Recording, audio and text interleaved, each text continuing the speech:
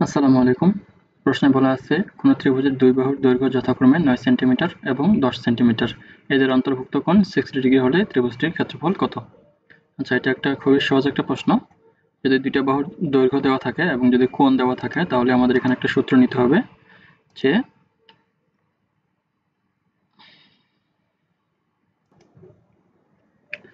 আসসালামু আলাইকুম।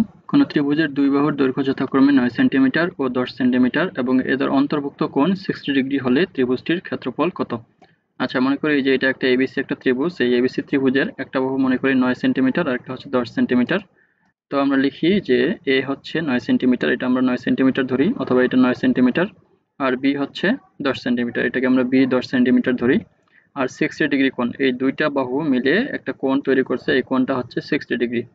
আচ্ছা, তাহলে ত্রিভুজ এবিসি এর ক্ষেত্রফল হবে কত? Half into A B sine theta. এ বলতে হচ্ছে দুইটা বাহু, একটা হচ্ছে এ বাহু, একটা হচ্ছে বি বাহু, এ বি সাইন থিটা।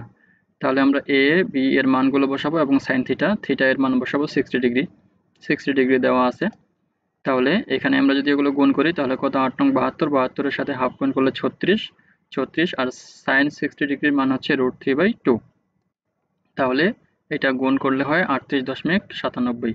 আচ্ছা, এখানে লিখছি যে যদি থিটা ইকুয়াল টু 90 ডিগ্রি হয় তাহলে সাইন থিটা না বসালেও চলবে, কারণ সাইন থিটা সাইন 90 ডিগ্রির মান হচ্ছে 1, এই জন্য 1 এর সাথে এটা গুণ না করলেও সমস্যা নাই।